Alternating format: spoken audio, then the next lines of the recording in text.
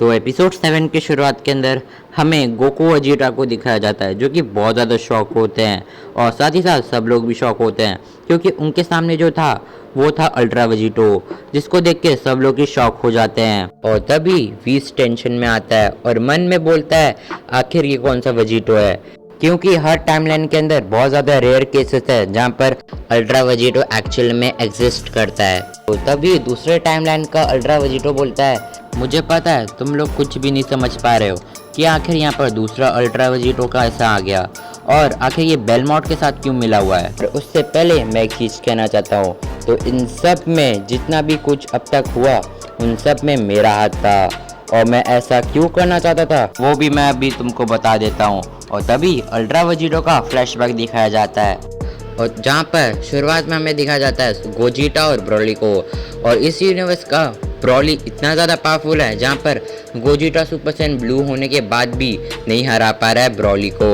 और ब्रोली का एक बार गोजिटा को इतनी तेज लगता है वो चिल्लाता है और उसके बाद गोजिटा अनफ्यूज हो जाता है, जिससे गोकू वजीटा वापस से नॉर्मल हो जाते हैं।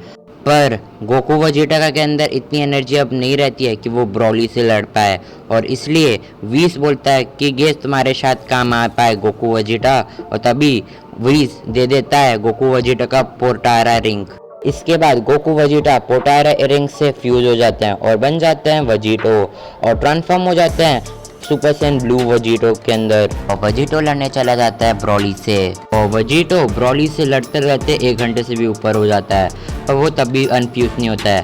पर वजीटो सोचता है आखिर मैं अभी तक इसको हरा क्यों नहीं पाया हूँ। और तभी ब्रोली बोलता है कैकारॉट और वजीटा तुम दोनों एक कायर सेन हो जो कि प्रॉपरली सेंस की तरह नहीं लड़ता।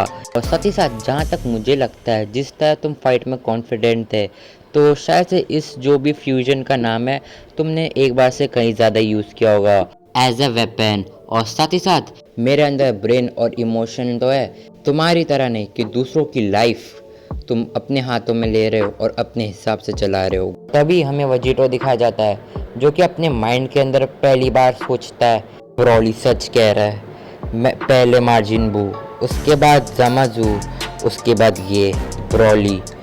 मेरे को आज तक खुद की लाइफ कभी जीने को मिली ही नहीं। इनफैक्ट मेरी लाइफ तो गोकू और वजीटा के आसपास घूमती है और इनके ही हाथों में है। पर अब नहीं, अब ऐसा बिल्कुल भी नहीं होगा। अब मैं अपनी जिंदगी जीऊँगा और गोकू वजीटा अब तुमसे बदला तो मैं लूँगा।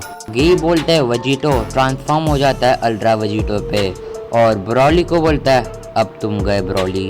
और तभी अल्ट्रा वजीटो ब्रोली पे हकाए अटैक कर देता है और वहीं पे ब्रोली मर जाता है। और तभी अल्ट्रा वजीटो की वीस भी तारीफ करता है और बोलता है गोकू वजीटा आज तुम दोनों ने एक अच्छी फाइट को संभाला है, इसलिए मैं तुमको 2 टेक्निक सिखाने वाला हूँ। और तभी वीस की बात काटते हुए अल्ट्रा वजीटो बोलता है कोई ज़रूरत नहीं है वीस इसकी। और तभी अल्ट्रा वजीटो मार देता है वीस को और साथ ही साथ गोकू वजीटा की फैमिली को भी मार देता है अल्ट्रा वजीटो और साथ ही साथ सारे जी फाइटर्स को भी मार देता है अल्ट्रा वजीटो।